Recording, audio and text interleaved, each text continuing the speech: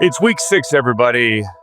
Let's do a show. Welcome to our inside coverage, the How and the Why Thursday edition, heading into week 6, recorded before the Thursday night football in the NFL's glamour division, the NFC East, the Giants and the Eagles in New York, or, at least the tri-state area. Hi, my name is Andrew Siciliano. We thank you for being here. I'm going to call this a casual Thursday. I'm just a guy wearing a hoodie in the home office. We thank you for being here on what is a huge Thursday in the baseball playoffs as well. As we record this, the Dodgers are battling the Phillies, and our good friend Frank Schwab is on pins and needles awaiting yet another Cubs Brewers game, or proper Brewers Cubs game. How are you, sir? Freaking out, nervous, scared, whatever.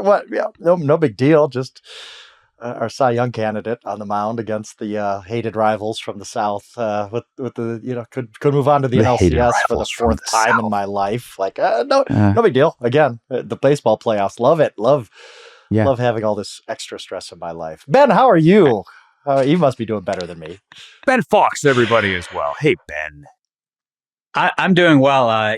We had a team in Minnesota that was called the Twins, and then they sold the entire team at the trade deadline. So I'm unfamiliar with this sport of baseball you're referring to. I haven't had to pay much attention the rest of this season. So that's been the nice part.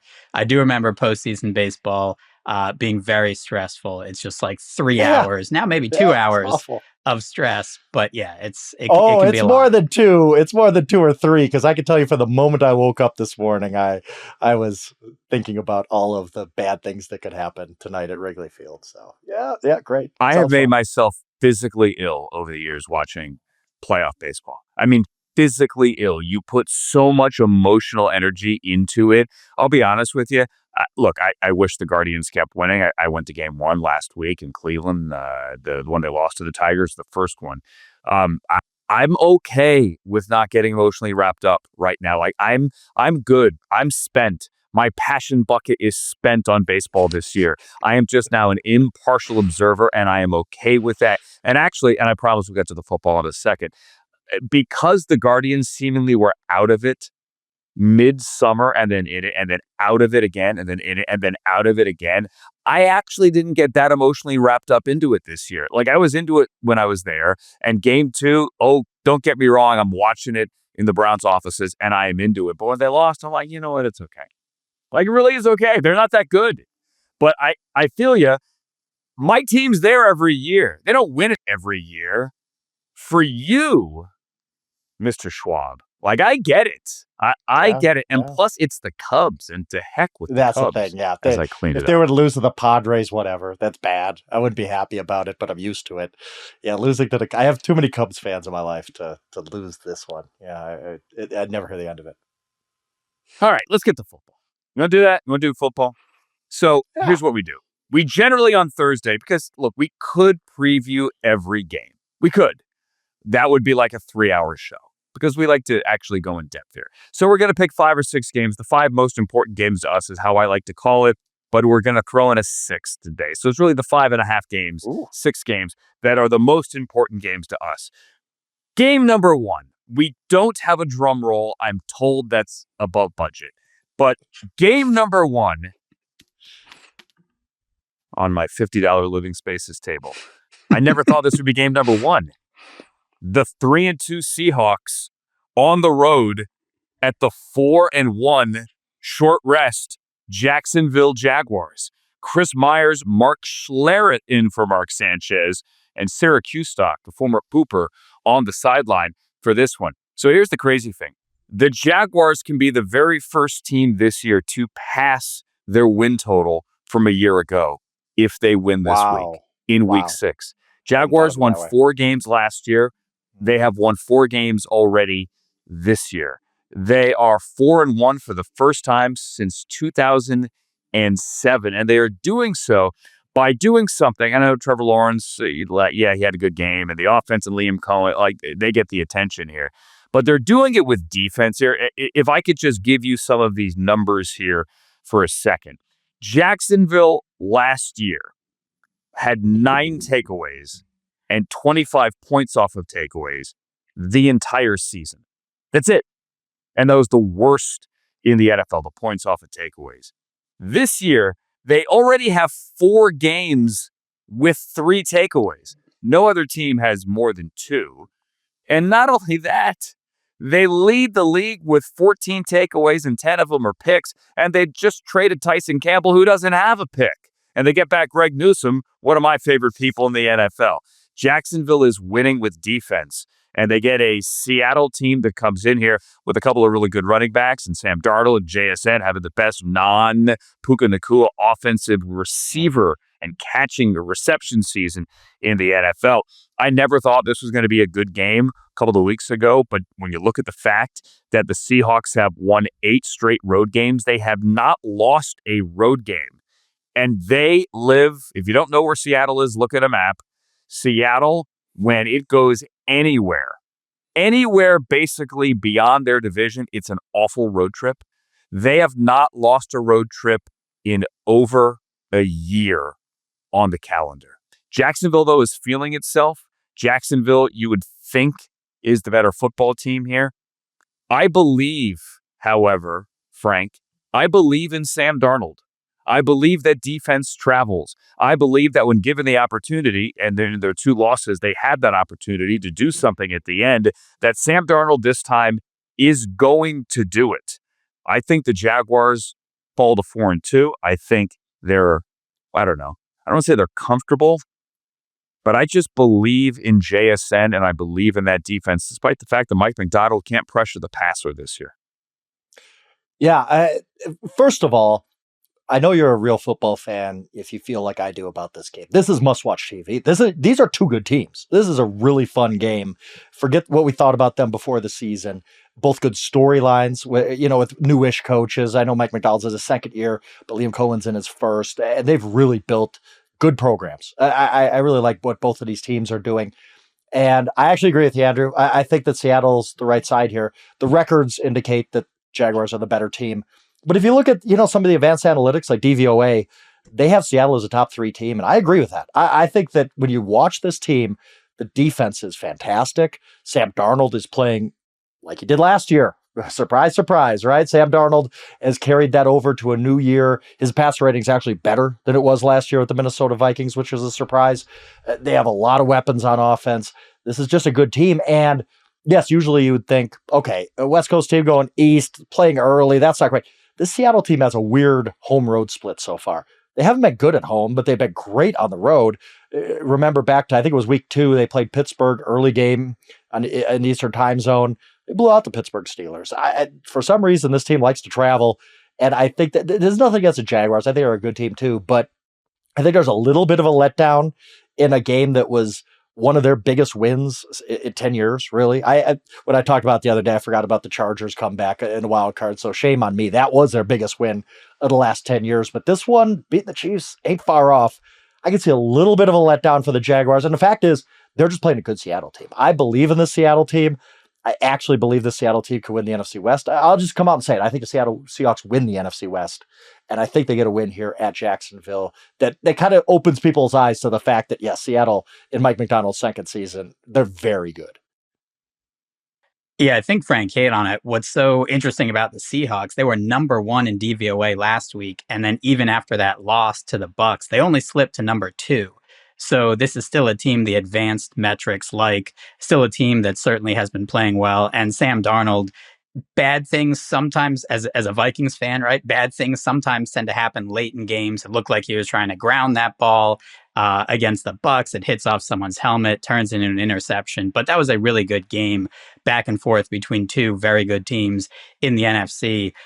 Jaguars open a 1.5-point favorite. They are a 1-point favorite at some books. Some books it's pick. Some books this is actually flipped to the Seahawks as a short 1.5-point favorite. The public all over the Seahawks here, which is interesting just because they're not a team you would think that tends to get a lot of public support. But certainly they're 3-2 against the number, have done well generally for bettors, and they have played well on the road. This is obviously a long trip, right? Seattle to Jacksonville. Jacksonville coming off of that Monday night game, short rest, but obviously gets to stay at home where Seattle has to travel all the way across the country. Jaguars 4-1 against the spread. That's the first time since 2002. They've actually never been 5-1 against the spread as a franchise. And the only time they've been 5-1 straight up was 1999 when they started 13-1. So this is also a really important game for the Jaguars. They play the Rams next week in London. So 4-1 right now, but that easily could be 4-3 potentially, depending on how this goes. I think a lot of injuries as well for the Seahawks in the secondary is one thing to keep an eye on. Jaguars offense has certainly been playing well. The defense, like you mentioned, Andrew, has been capitalizing on turnovers. There's no way they can keep that up. They're not going to be returning 99-yard interceptions for touchdowns every single week, but you can't take away the wins that they've already banked. So I think this is a really interesting game that's going to be roughly a pick-em. It's kind of, do you believe in the Seahawks, who have that rest, again, a little more rest, have to travel all the way across the country, versus the Jaguars? Are they that good? Is the defense that good? It's going to be a little of a kind of prove it for both teams. And look, barring a tie, one of them is going to be, or potentially the Jaguars are 5-1. That would be a pretty incredible story early in the season. Can I ask real quick, Ben? Can I ask Ben a real quick question? When I saw the spread come out, I was actually shocked it wasn't Jaguars -3, because that's kind of the standard. You know, you're 4-1 team at home, team traveling. Do you view that line being so short as respect for the Seahawks or disrespect for the Jaguars? I couldn't figure out which one it was. Good question. I would guess it's probably a little more respect for the Seahawks with that DVOA you mentioned, right? It's just like they were the number one team, but and again, odds makers look at everything. They're not going to judge only based off of DVOA and other metrics, but those underlying metrics have been good for the Seahawks, and they barely lost a game to the 49ers and they barely lost a game to the Bucs. So they've played well overall. I think Jacksonville, you look at what is sustainable, and those they've just gained so many expected points from defensive turnovers against the 49ers. That happened as well. And against the Chiefs, they gave up a ton of yards overall. So is it a little smoke and mirrors? Whereas I think the Seahawks also gave up a ton of yards, but I think they're viewing that a little more as that was a lot of injuries as well on the Seahawks, versus that underlying defense is still really good, assuming everyone's there, which they may not be this week. Right. By the way, I respect DVOA. I'm still waiting for the very first time I'm in a bar and somebody says, man, I don't know. Their special teams DVOA really, really bothers me. We'll have to go get beers, Andrew. That's what you're telling me. I really don't think. I really don't. Yeah. Their DVOA doesn't speak to me this week, guys. It just doesn't. Although Matt LaFleur, I will say yesterday, the head coach of the Packers, was asked about giving up explosives, special teams explosives, and how that has been an issue. And he said something along the lines of, I don't know about like the DVOA. I don't know all that BS. But he didn't mean it in like a really dismissive way. He was just saying, hey, I don't care what the advanced metrics say. I know what the eye test says, and the eye test says we have to fix these things. It wasn't, angry and dismissive, but it was. I just love that a coach is on the podium basically going, I don't care about the DVOA. Come on. And I'll jump in, Andrew, just for a sec as well, because I found it in my notes from what Frank said. So the Seahawks number 2 overall by DVOA, Jaguars 12th. But what's also interesting, the Seahawks at 3-2, they have the second highest rated DVOA of any 3-2 team since 1978. So in other words, they're 3-2, but the underlying metrics are saying this is a really good team. And they had the ball with a chance to win in both of their losses. One of them was a Nick Bosa strip sack of Sam Darnold. The other one was that pick you just mentioned last week that was tipped, and then Levante David made it a fantastic play. So, yeah, they were there in both games. And I also find the travel thing interesting because, and again, I'm kind of an airline geek and a travel geek here, but going Seattle to Florida, whether it's Jacksonville, Tampa, or Miami, is honestly as bad a it's easier for the Patriots to go to London.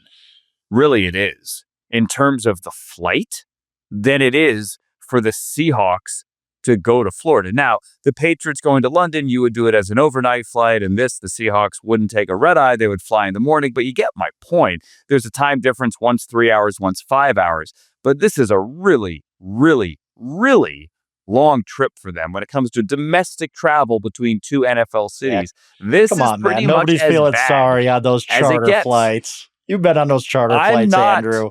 What, the I'm not caviar is going to suggesting get they need cold? sympathy. Like, what are we going to do? Come on. I'm not suggesting they need sympathy. I'm saying this isn't just like taking a quick hop down to San Jose and then a 10-minute bus drive over to Levi Stadium. This is a much different thing.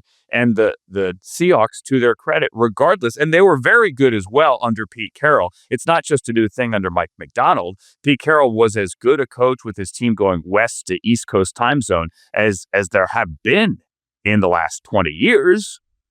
Mike McDonald's been great at it. I mean, truly, truly great at it. So yeah, that's a good one. Also, final thought here, again, on that trade. So Tyson Campbell signed for at least one more year.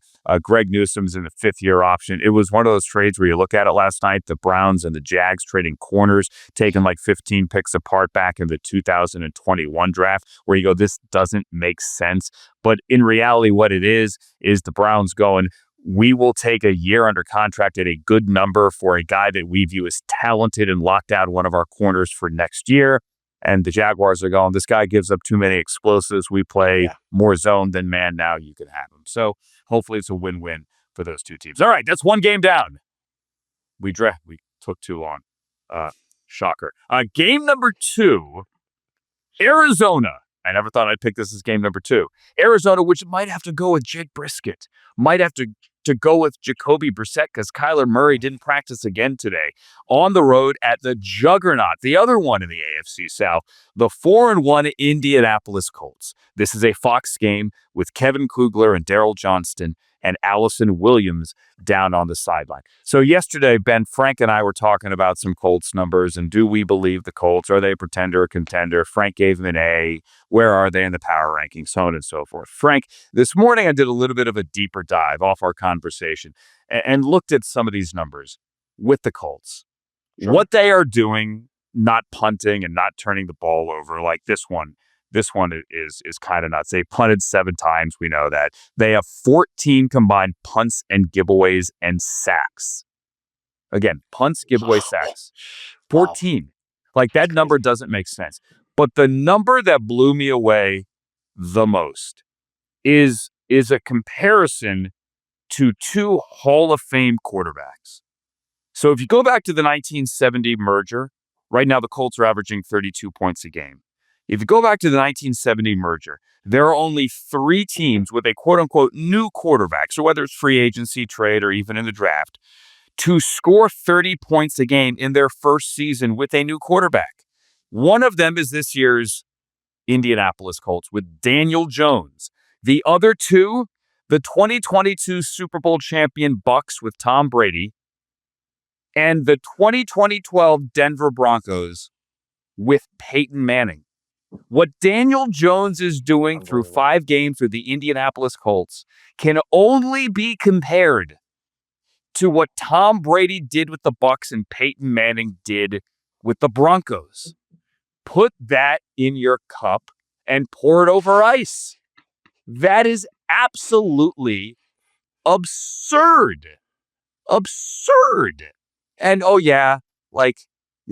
Jonathan Taylor is back scoring 3 touchdowns a game, and all those parts that Chris Ballard drafted that were height, weight, speed, but didn't do anything with Anthony Richardson. All of a sudden the light has come on, and they're the players that you thought they were going to be when Ballard took them. And then you have the Shane Steichen and Jonathan Gannon reunion thing, the 2 coordinators from the Eagles, obviously, that went on their Super Bowl run a few years ago. You put that together and realize that Jonathan Gannon, with the way his team has lost, with the way they started, and then now fall apart late in games, they're the worst 4th quarter team in football. And there's no one even close. They are that bad. Last week was a comedy of errors. I'm not saying Jonathan Gannon is on a hot seat, but this game has a lot of layers to it, especially if Jake Brisket, one of my favorites, is the quarterback this week, and he would become the 41st different starter already this year. Actually, it's really 40, but if you want to count Flacco twice, Frank, it would be 40. I count Joe Flacco as many times as you want.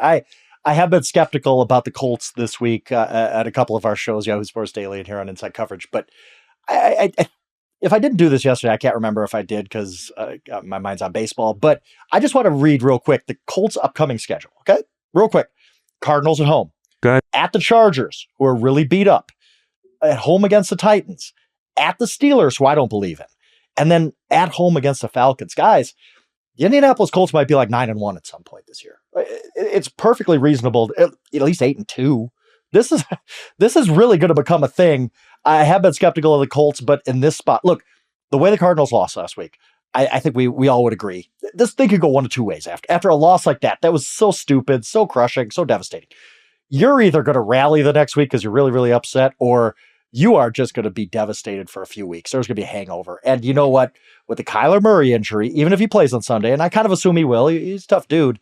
He's going to be compromised, though. Kyler Murray not being mobile, that ain't the quarterback I want. So I think the Colts blow them out. I really do. I think the Colts are going to do maybe not what they did to the Raiders, but not that far off either. This Colts team is absolutely rolling.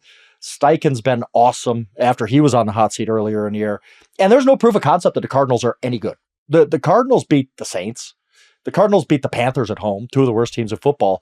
They've lost 3 games since then. Where's any proof that the Panthers? They had to hang on for dear life. Barely beat the Panthers. And barely beat the Saints. Opening day, they barely beat the Saints. So what proof do we have that the Cardinals are any good? And I'm asking them to go on the road after that loss with a hobbled Kyler Murray and beat the hottest team in football? No, that ain't going to happen. I think the Colts roll in this game. I think they absolutely double digits easy for the Colts here.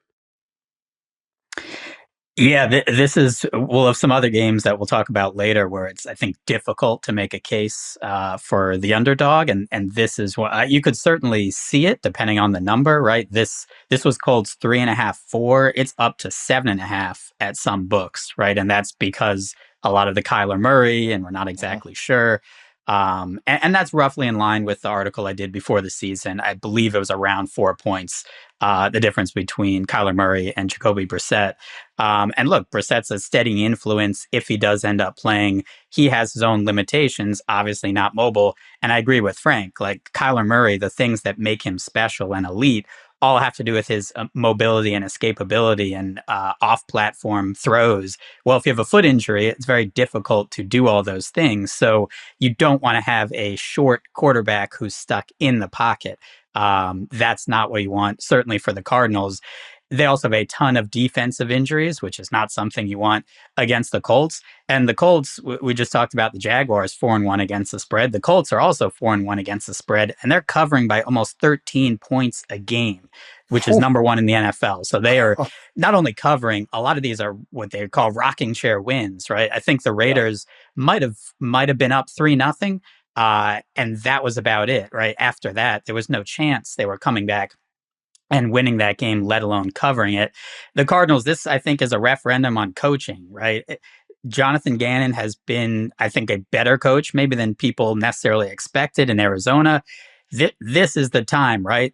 He was fined, whether or not you agree with that or not, with the DeMarcado fumble and how it blew up on the sidelines. Like, now you're traveling on the road, potentially without your starting quarterback, against one of the best teams in the NFL so far, at their place where they have played well. This either, I think, is a close game, or to Frank's point, where it more likely goes is just an absolute abomination, and the Colts run away, and you say, oh man, they're 5-1. And some of those teams, you do always have to look back, right? And you say, how many backup quarterbacks did they play? And to your point, Colts 3rd in DVOA, Cardinals 19th, right? So a big gap there, but certainly with the quarterback too. No surprise, public all over the Colts at obviously lower numbers. We'll see what it comes in over the next few days at 7.5. But this one could get ugly. I think the Colts will be certainly in a lot of money line parlays, teasers, and all of a sudden could be a survivor play if you didn't use them already last week. Interesting. So the Colts are top 5 in both scoring offense and defense, but the numbers are what really jumps off the page. Colts are scoring 32.6 a game, 32.6 points a game. They're allowing, and it's 3rd in defense, and in scoring defense, 17.9. So we're talking an 18.5 point delta between scoring and how many points they're giving up. And as for the Cardinals, they're minus 25 in the fourth quarter, which is again the worst in the NFL for point differential. But they have yet to play a playoff team from a year ago. So keep that in mind too when you look at the record and the games that they've won and the games that they've blown. They and the Panthers are the only two teams in the NFL this year that have yet to play a team that made the playoffs a year ago. So they're limited. They're limited with Kyler. And if it is Jacoby Brissett, hey, I think it's a fun little story. There's the Jacoby Brissett revenge game against one of his former teams. And it is nice to see Marvin Harrison back for the first time in his dad's old building where he used to be a little kid running around. That's right. Lucas Oil. That's kind of cool. But yeah, I mean, I'd be stunned if the Colts are anything other than 5-1. The question is, do the Jaguars keep pace? We just put 2 AFC South games at the top of our show. Amazing. Coming up next, is it Mac Jones time? Looks like it. Should it always be Mac Jones time? And can the Bengals Flacco around and save their season? That's Frank. That's Ben. I'm Andrew. This is Inside Coverage. It's Inside Coverage, everybody. Hi, my name is Andrew. We have Frank here. We have Ben here. And we have your Week 6 preview show here. We've already done stunningly 2 games featuring AFC South teams to lead off the show. Like, what hath God wrought? Let's get to this one between the NFC West and the NFC South. The 4-1 San Francisco 49ers on the road against the 4-1 Tampa Bay Buccaneers. This game in Tampa with Nance and Romo and Tracy Wolfson down on the sideline. Both of these teams, guys, have been winning nail biters. The Bucs have won all 4 of their games by 3 or fewer points. The Niners have won all 4 of their games by 5 or fewer points. And the Niners are doing it stunningly with Robert Saleh back in the building, but with no sacks and with no turnovers. They've yet to pick off a pass, and they have only 6 sacks, which is tied for the 3rd fewest in the NFL. And they're working Christian McCaffrey to death. He's averaging 26 touches a game. He is on pace. And I know it's only 5 weeks. He is on pace for 176 targets in the pass game. Think about that. 176 targets in the pass game. Pearsall's out, it looks like. Jennings, I mean, they're banged up. Brandon Ayuk's still not coming back. So it's like the Kendrick Bourne show. He had 10 passes when last we saw the 49ers on a Thursday night with a nail-biting overtime win in Los Angeles. And Mac Jones, McCorkle Jones, everybody, is 3-0 as a starter. And I am not trying to create a quarterback controversy. But if McCorkle Jones, former child model in the state of Florida, goes into Florida and beats America's MVP, the man who right now can do no wrong, Baker Mayfield. He can do no wrong at all. If he does that, then, ladies and gentlemen, we Frank are striking up the Mac Jones ain't giving that job back band. Oh, goodness. Oh, good. And this, you're talking to a guy who said over and over and over again, the 49ers should not pay Brock Purdy. Remember that? I did say that a few times. But no, Brock Purdy's getting his job back. Like, they did not pay $255 million to that guy to sit him on the bench behind Mac Jones. And that leads me into this game. I think we are a little over our skis with the Mac Jones hype. Like, he's been great. Don't get me wrong. Even go back to last year with Jacksonville, I thought he played really well. I mean, look at Brian Thomas with him and with Trevor Lawrence this year. It's a night and day. He turned Brian Thomas into a superstar as a rookie last year, but it's still Mac Jones. Let's pump the brakes a little bit here. He played great against the Rams. I'm not sure exactly that I'm replacing my $255 million quarterback with him, and I'm not sure he wins this game either. And it's not necessarily because of the offense, which is still really banged up, like you said, the Kendrick Bourne show probably, unless Juwan Jennings comes back. But it's the defense. It is, since Nick Bosa went out, and he's done for the year, like you said, no pressure on a quarterback, no big plays. Last week, the Rams lost, but Matthew Stafford had 389 yards passing, and he just was doing whatever he wanted downfield. And now you come in to face the Bucs. Baker Mayfield, once again, playing out of his mind. Yes, he is an MVP candidate because, as I've talked about it, the Buccaneers can moonwalk their way back into that number 1 seed. He will get MVP votes, period. That's going to happen, especially when you have 10 touchdowns, 1 interception. I like the Buccaneers in this game. And I was really surprised, honestly, Ben, that the spread was not over a field goal. I think there's a lot of respect for the 49ers, who are still dealing with a lot of injuries. We're still dealing with, the fact that they're not blowing out teams, that their defense isn't very good. I just don't trust this 49ers team that much right now. I respect what they've done completely. I think Kyle Shanahan's coach of the year so far. But I just think the Buccaneers win this game. I know the Buccaneers don't win games by more than 3 points this season. Don't get me wrong. But still, I was surprised to see they were only -3, -2.5, I think, earlier in the week. You can speak to that. But yeah, Buccaneers for me all day here, because I'm not on the Mac Jones bandwagon quite yet. Yeah, and to your point, this did open 2.5, pushed up to 3 with some sharp action at a couple different books. Two teams I'm not sure that, the advanced analytics love yet, right? So the 49ers, and again, there are a lot of things besides DVOA. It's just, I think, a good metric to use as one thing to compare two teams in one matchup. The 49ers are 16th in DVOA. But remember, the Rams last week outgained them 7.1 yards per play to 4.9. So there were turnovers in there. There are other things, to your point, with the defense didn't play as well.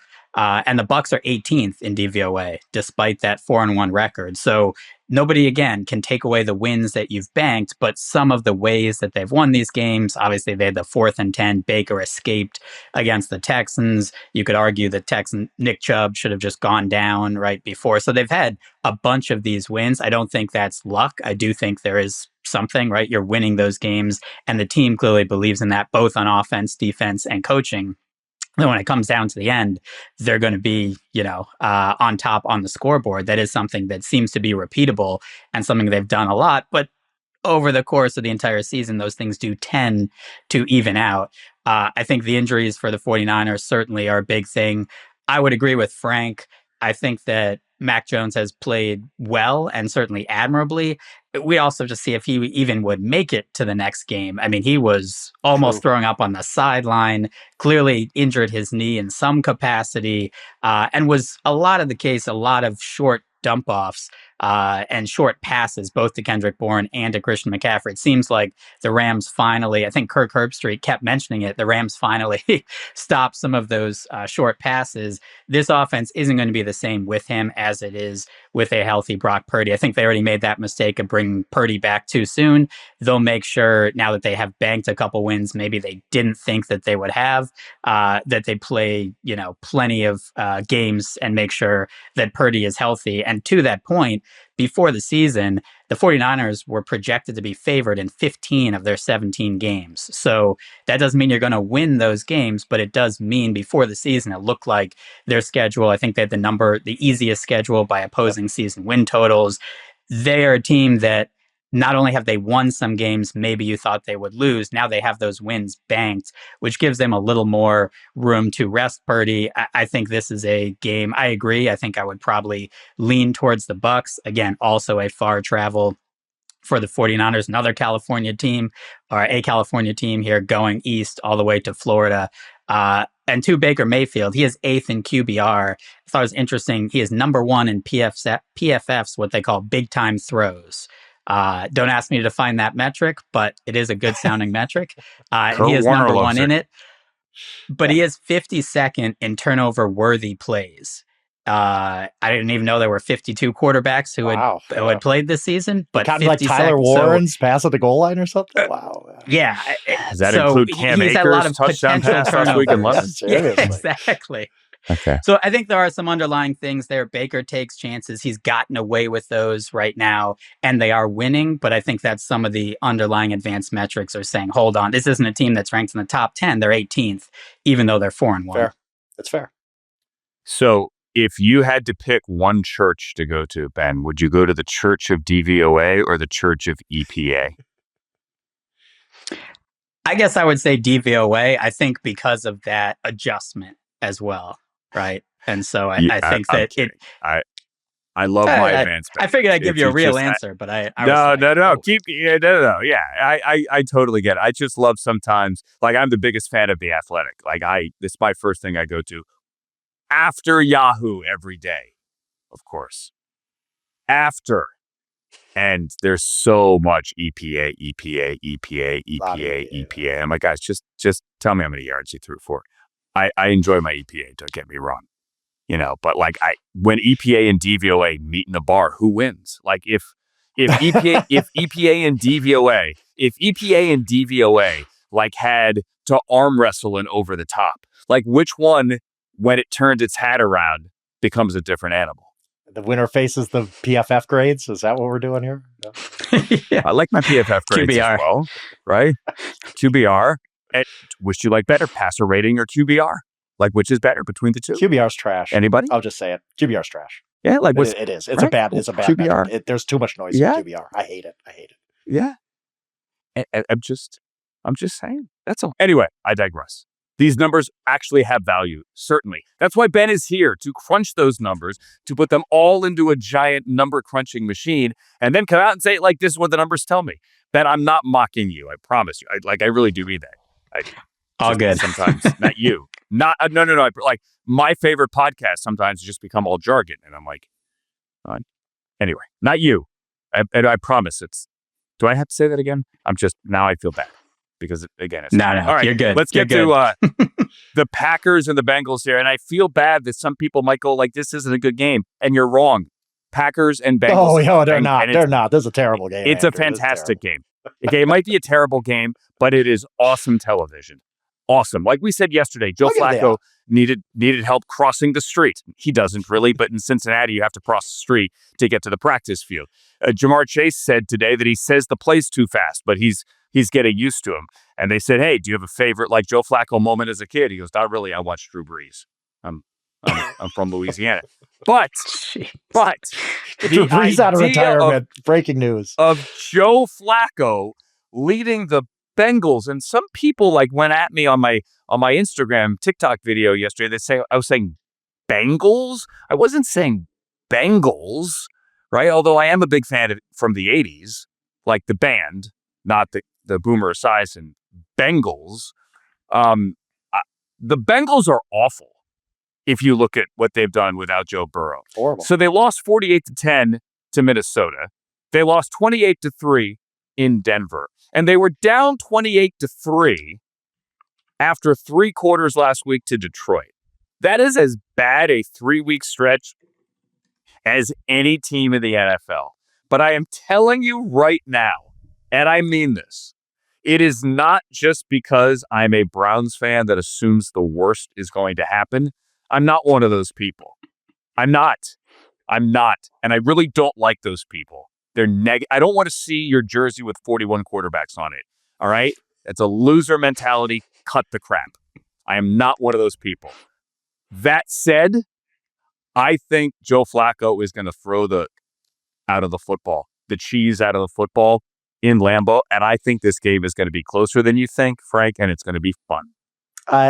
It'll be interesting. I'm not spending too much time on this game. I ain't gonna lie to you because this dog is barking already. But I will say this: look, Ben, you know this too. If you're in the realm of betting, if you like to dabble on games here and there, you understand when it comes to the NFL, you could be profitable by just going through the schedule every week and saying, what is the team that nobody will be taking this week? What team looks like it has absolutely no chance to compete? Last week, it was 49ers. I talked about that on the show. 49ers did pretty well for themselves.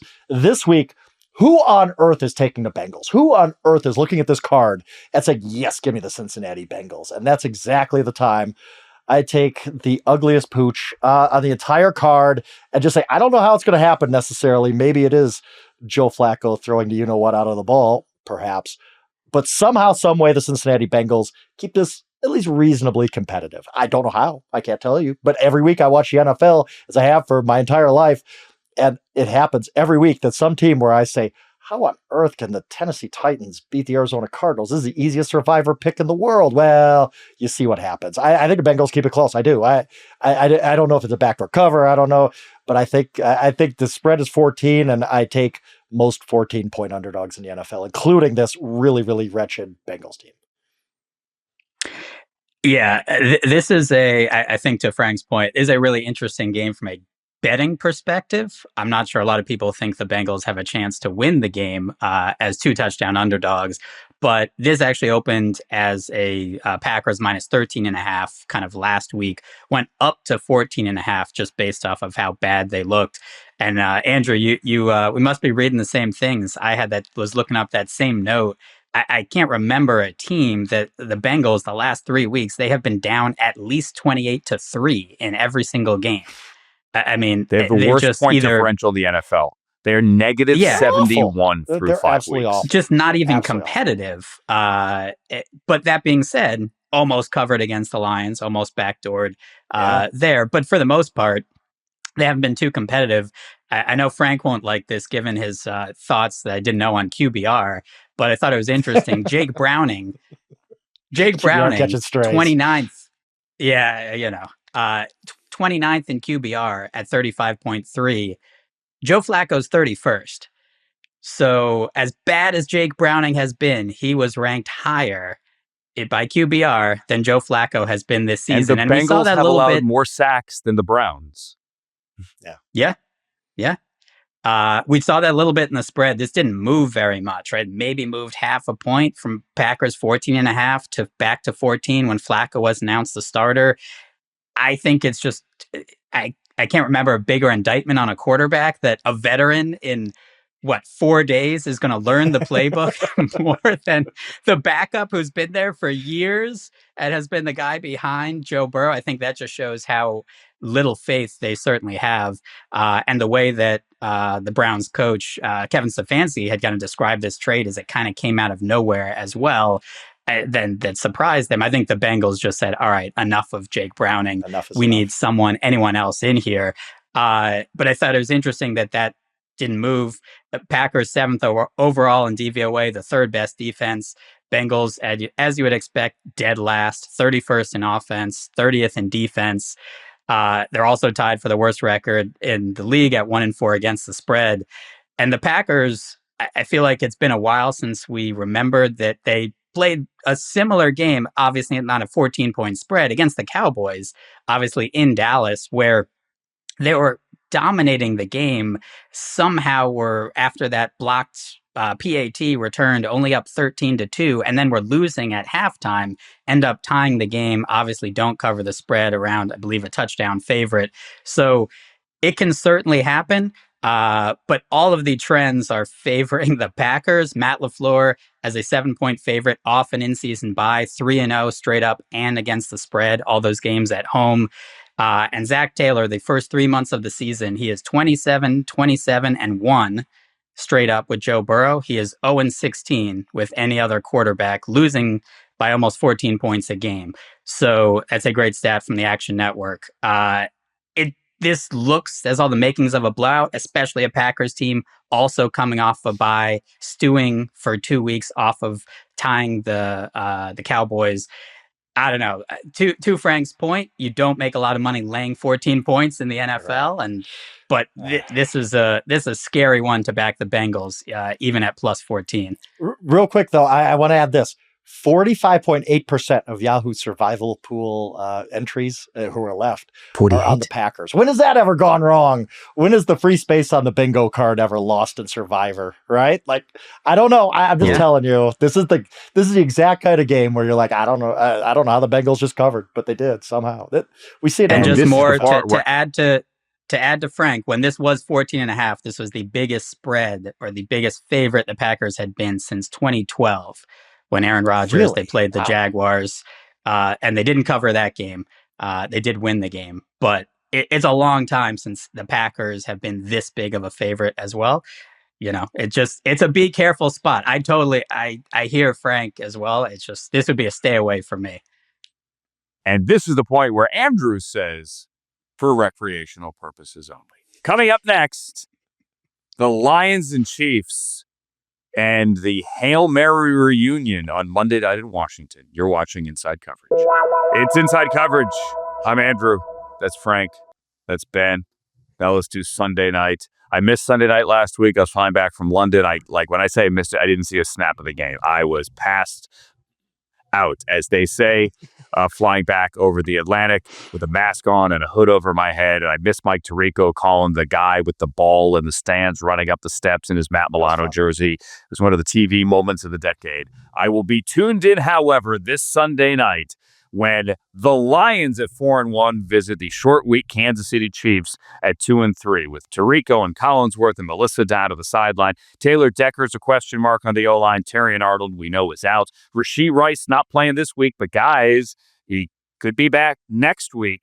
Detroit leads the NFL in scoring at nearly 35 points a game. The last two times these two quarterbacks have been actually the only two times they were both classics. Back in 2018, Jared Goff and the Rams beat Patrick Mahomes and the Chiefs 54-51 at the Coliseum on a Monday night in Los Angeles. I was at that game. It is as good a regular season game as I have ever seen in person. It was supposed to be at Estadio Azteca in Mexico City, but about a month earlier, Shakira went down there and tore up the field. So the game got moved to the Coliseum, and it was utterly fantastic. The other time they met was the 2023 opener when the Lions went to Arrowhead.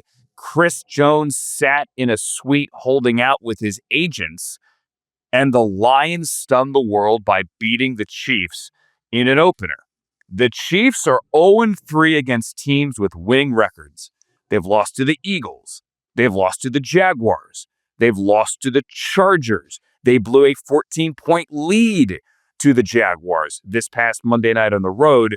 And while they certainly look better with Xavier Worthy, and yes, Tyquan Thornton is finally playing like that really fast guy that ran that one afternoon in Indianapolis, and he's now also on my fantasy team. The Lions are better. They are just better, period.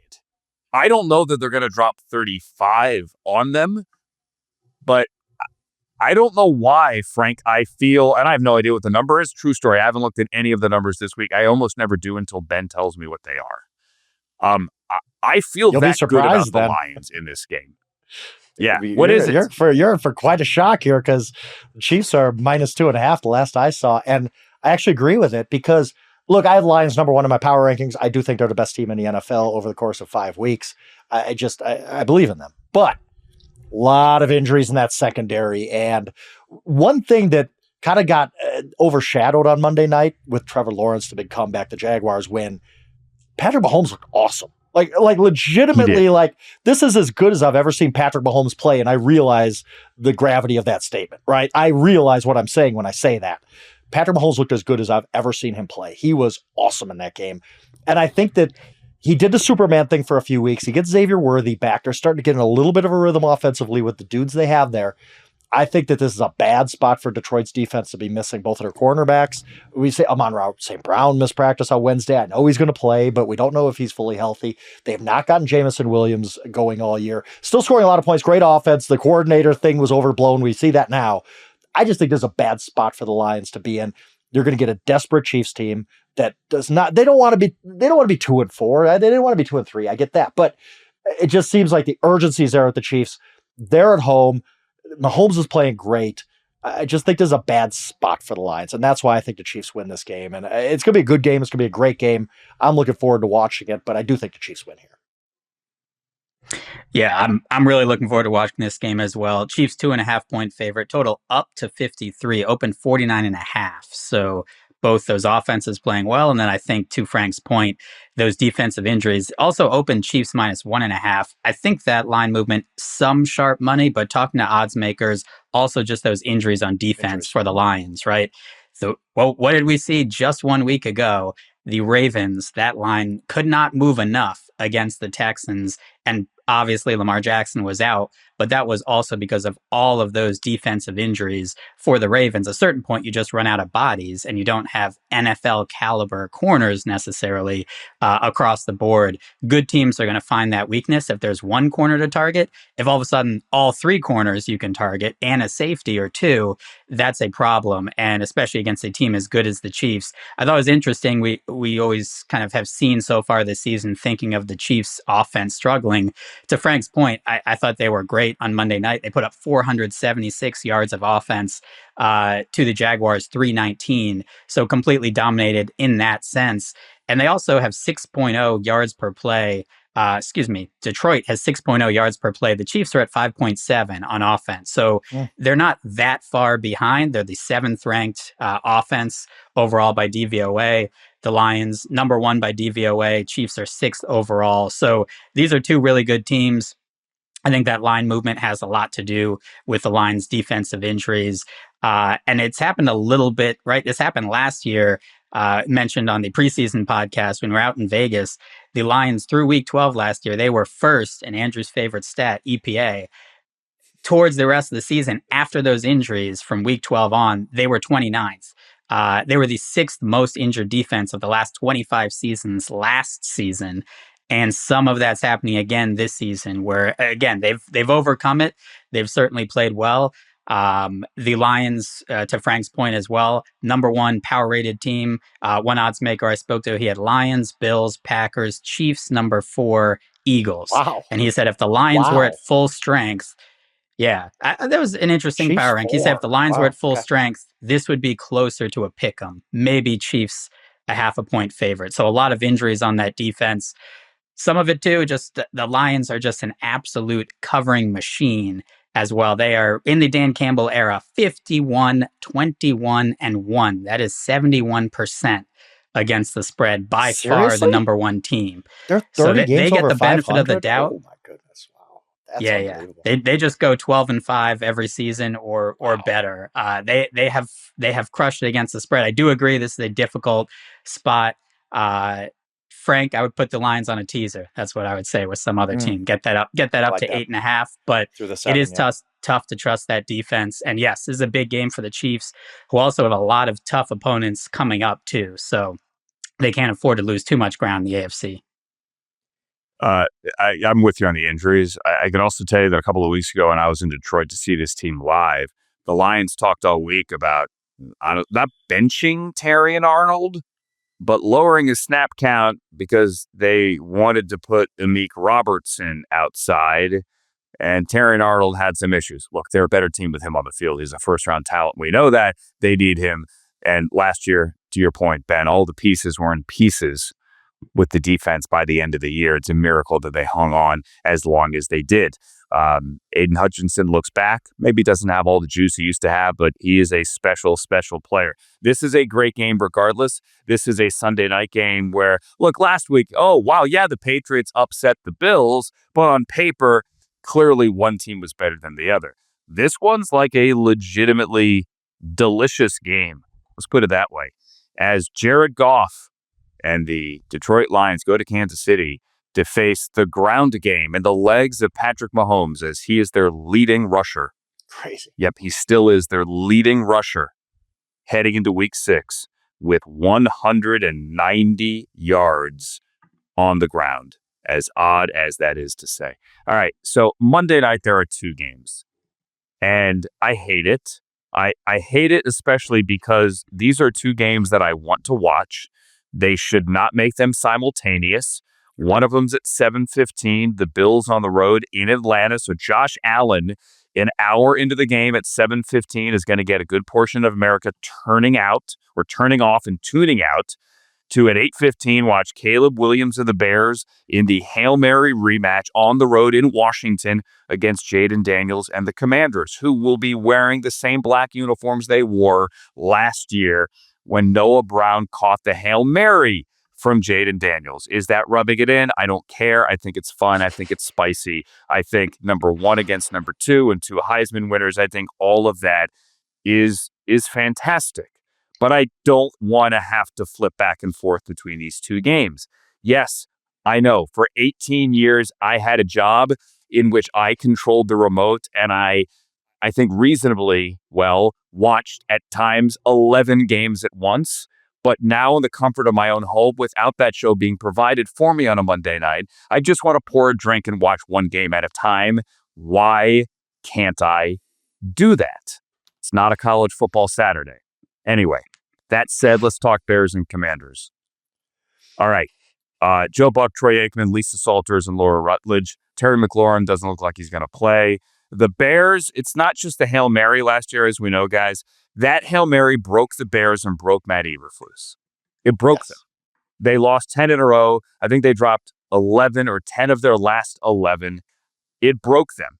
But Caleb is playing so much better. He has 5 more touchdowns through the air, 2 fewer interceptions, and 9 fewer sacks taken through 4 games this year than he did last year. He is that much better, which is nice, and I think he's going to make plays. But I think the Commanders win this game because the Bears can't stop the run, and the Commanders really run it well, even without Austin Eckler and with that guy named Bill, who's still giddy that he spoke to Tom Brady last week. The Commanders have the number 1 rush offense in the NFL, nearly 157 yards a game. And the Bears give up even more than that, 164 yards a game, the second worst in the NFL. So unless Dennis Allen can magically, over the bye, and the Bears are coming off a bye, fix their run defense at home, I'm going to go Washington. Now, considering I don't know the numbers, now both of you tell me I'm wrong. I'm going to give something that, Ben knows a lot about, and I know a lot of, everybody knows a lot about this because it's very basic, but we don't spend enough time talking about it. And that's rest disadvantage. It is a big thing in the NFL. You can see this through the numbers against the spread straight up, no matter what. The Chicago Bears are coming off a bye. They're playing a Commanders team, obviously had to play last Sunday at LA across the country. There are 8 games on the schedule this week. There's only 15 games. 8 games on the schedule where one team has a rest advantage over the other. Very poor job by the NFL scheduling that. It shouldn't be that way. The worst of it being Browns Steelers, obviously. You know about this, Andrew. As Ben pointed out, I didn't know this, there's never been a team to come straight from London to play a game and has to play a team coming off a bye like the Steelers are. I have to correct. There was one. There was one. So now they're the second. There was that. Yeah. Okay. Either way. But the Browns are driving. They're driving. They don't have to get on a plane. I don't care. It's ridiculous scheduling by the NFL.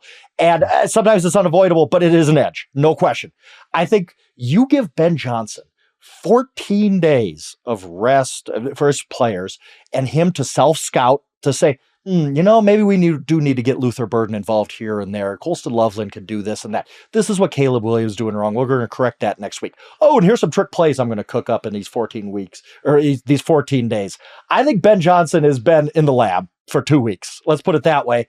I think that this Bears team has also been stewing about that loss, right? And this gives them a little bit of extra time to remember, hey, we lost in this Hail Mary. That ain't happening again. We're going to go in. We're going to atone for that. I'm just going to say it right now. I think the Bears win this straight up. I think the Bears win this game on the road against a good Commanders team. I don't have anything against Commanders, but I think the Bears' extra rest right here is really going to help them. I think Ben Johnson has got so many clubs in his bag for this game. You're going to see 7.5 irons coming out, stuff you didn't even know about. You could be like, wow, Ben Johnson in his bag. Bears win this game straight up. Yeah, Frank crushed it, and he must be have my Google spreadsheet too. Just reading from that with rest advantage and everything else. As we get further into the NFL season, there are more and more things kind of to add to the handicap. Obviously, bye weeks. Now you have certain rest disadvantages, right? Teams coming off a Monday night, playing on next Sunday. But now you have bye weeks, and that's an even bigger rest advantage. And then you have the travel ones, right, with international games. So there's a lot to keep track of. We haven't a ton. Weather is the next thing. We'll have to handicap at some point. Hasn't been a ton of weather so far this football season. But this is just one, to Frank's point, a little bit of a referendum, much like we said, the Cardinals, right, and Jonathan Gannon and how good you are as a coach. Can you hold that team together? I think there's the same thing with Ben Johnson. I mean, they already played that game against the Lions, where the Lions kind of wanted to make a point where, hey, we're a lot more than Ben Johnson here, and they got destroyed in Detroit. I think this is, to Frank's point, a little of a Ben Johnson revenge. This game totally derailed the Bears last season. Really difficult flying all the way back across the country for the Commanders.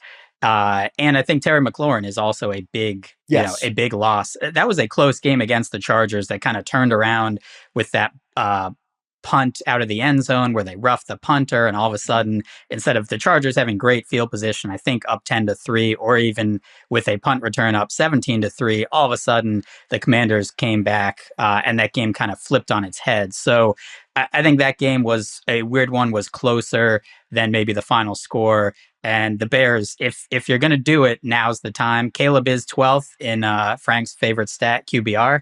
Jaden Daniels, I believe, in the 20s. So Caleb has been playing better. The Bears, you're coming off a bye week. You should be healthier, maybe a little healthier in the secondary. This is a time to show it, certainly on that Monday Night Football showcase, and also make up for week one against the Vikings, where it looked for a quarter and a half like, wow, this is the new team. Now you have that national spotlight again. Show me something different than you did before. Here's my prediction.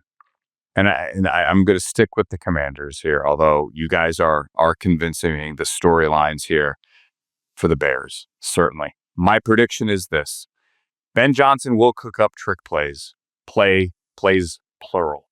One of them will go to Tyreek Stevenson. Tyreek Stevenson will make an appearance on offense, and he will be part of a trick play. Oh, I love it. I have no inside information on this. I have no inside information. That'd be awesome. Okay, I am just spitballing here. Mark it down. Mark the tape. Madison, mark the tape. Do we still have tape? I'm blowing up your Get phone. out the grease pencil. Mark the tape. Andrew, come on. I love that. I love Call that. me That's Monday. such a troll job. Yeah, that's great. Not call me maybe. Call me Monday. Maybe. And that's the show. Okay. That was it. Can we put that back on the screen? Like, I actually want to say goodbye in person. Like, I feel bad. Frank, thank you. Absolutely. Ben, thank you. Have a fantastic football weekend. I mean, enjoy your Dante Moore and Francisco Mendoza battle as well.